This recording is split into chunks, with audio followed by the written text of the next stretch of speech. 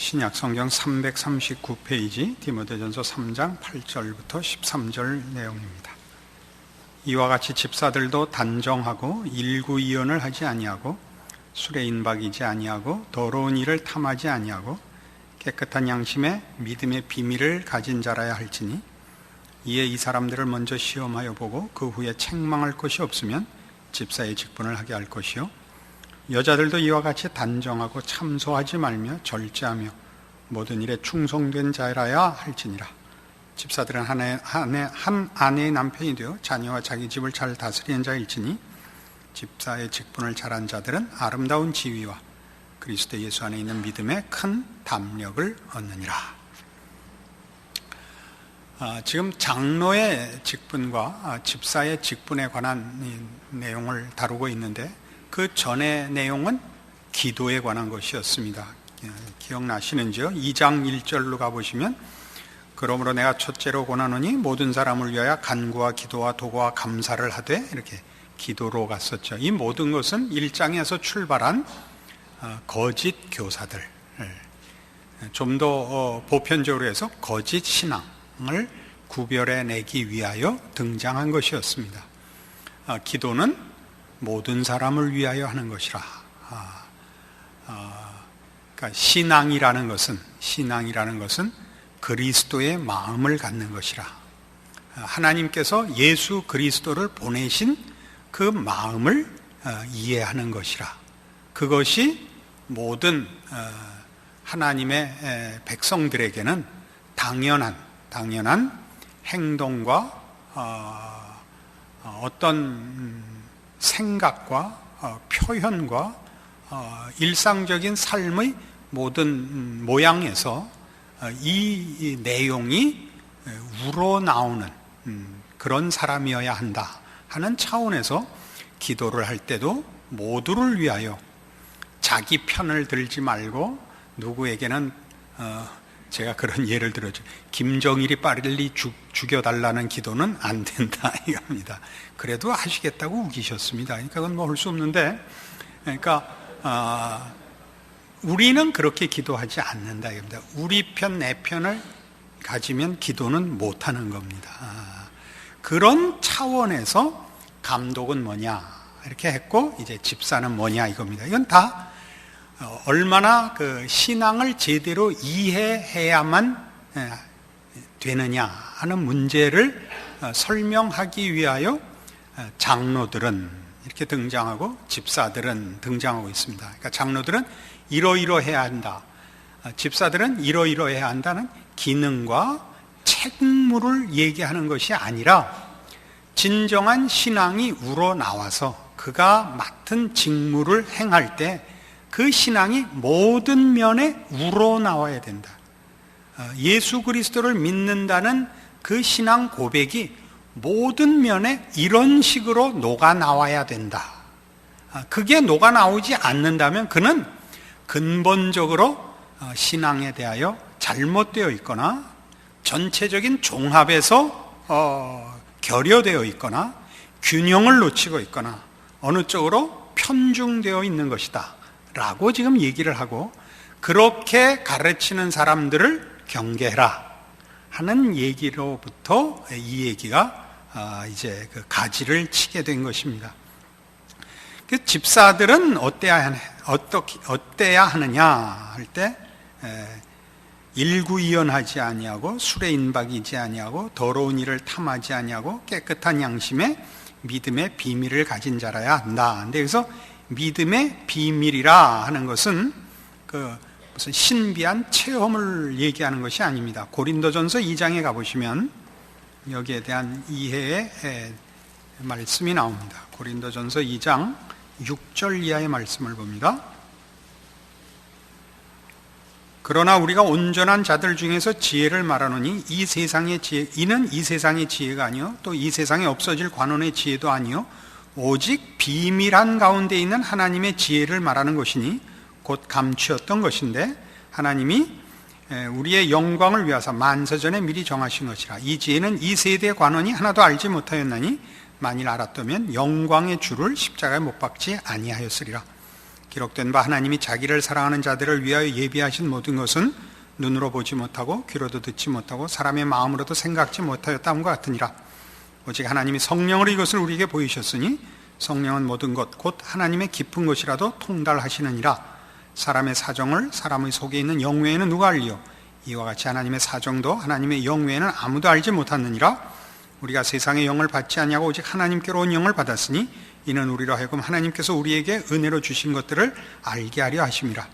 우리가 이것을 말하거니와 사람의 지혜에 가르친 말로 하지 아니하고 오직 성령에 가르치신 것을 아니 신령한 일은 신령한 것으로 분별하느니라. 여기 말하는 7절에 있는 비밀한 가운데 있는 하나님의 지혜, 십자가를 얘기합니다. 하나님께서 우리를 위하여 그 아들을 보내어 구원케 하신 복음의 핵심은 비밀이라 그럽니다. 이걸 왜 비밀이라고 하느냐 하면 우리로부터 출발하지 않고 하나님으로부터 출발한 것이고 하나님의 지혜와 하나님의 능력에 속한 것이기 때문에 우리가 추적하여 따져 들어가 이해하거나 노력하여 우리의 손으로 그 결과를 획득할 수 있는 것이 아니라는 차원에서 비밀이라 혹은 신비라 이렇게 얘기하는 것입니다.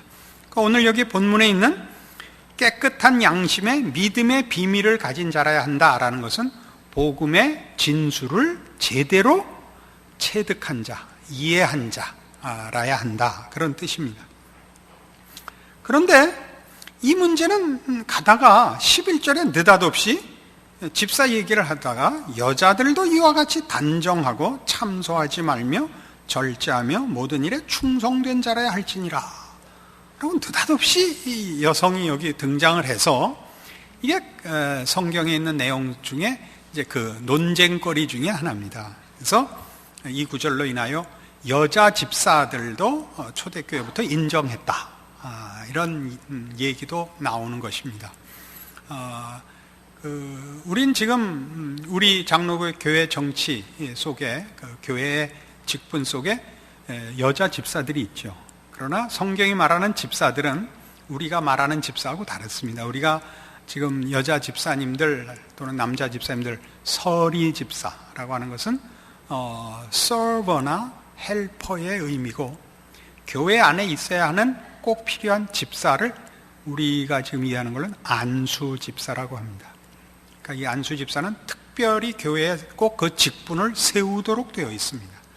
장로를 세우도록 되어 있고 안수 집사를 꼭 세우도록 되어 있고, 서리 집사들은 그 봉사를 위하여 말하자면 자원봉사자들인 셈입니다. 그것은 교회 안에 있는 직분에 해당하지는 않습니다. 이걸 계급으로 이해하거나 뭐 이렇게 오해하지 마십시오. 그러니까 성경에는 여자 집사는 없습니다. 그런 의미에서 이제 여자 안수 집사는 없습니다.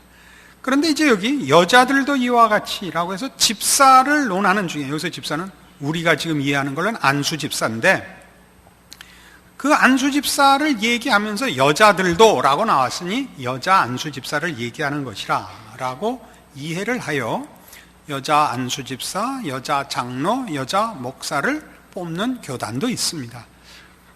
저는 그 문제는 어느 게 옳은지 사실은 잘 모르겠습니다. 저는 그냥 제가 속한 교단에서는, 우리의 교리에서는 그걸 허락지 않고 있습니다. 만일 이것이 성차별이라고 생각하시면 그 교단으로 옮기시면 됩니다.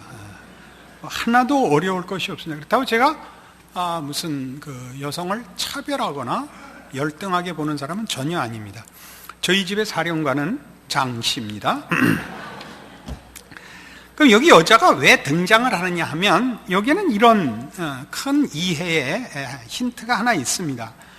예를 들면 2장에서 이제 2장 8절 보십시오. 그러므로 각처에서 남자들이 분노와 다툼이 없이 거룩한 손을 들어 기도하기를 원하노라 라고 얘기한 것은, 신앙을 가지고 편싸움하지 마라.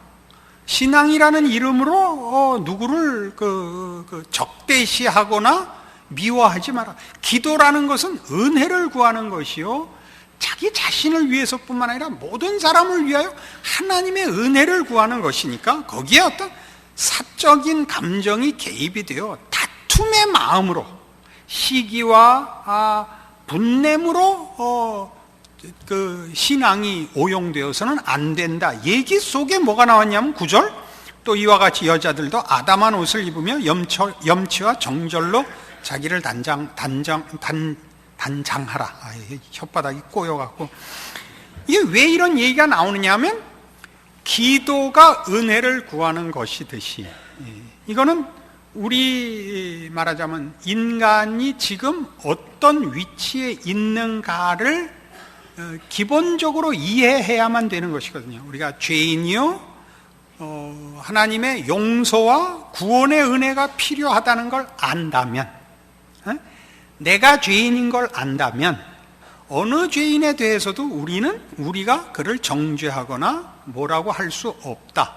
그러니 기도가 공격용으로 쓰일 수 없지 않느냐라고 얘기하는 그 같은 맥락에서 여자를 동원하여 뭐라냐면, 여자는 여성이라는 그 하나님이 주신 그 자리를, 하나님이 여성을 만든 그 목적에 맞게 구는 것이 신앙이고 가장 아름답다로 단정해라, 염치 있어라 라고 얘기를 하거든요.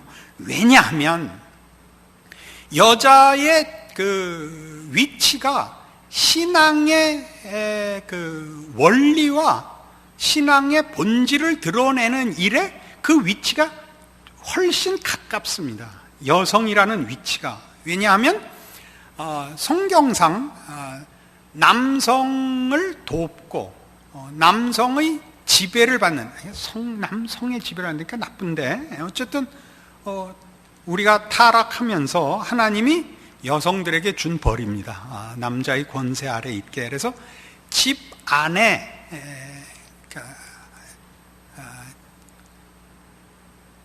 아주 나쁘게 얘기하자면 집 안에 갇혀버렸단 말이죠.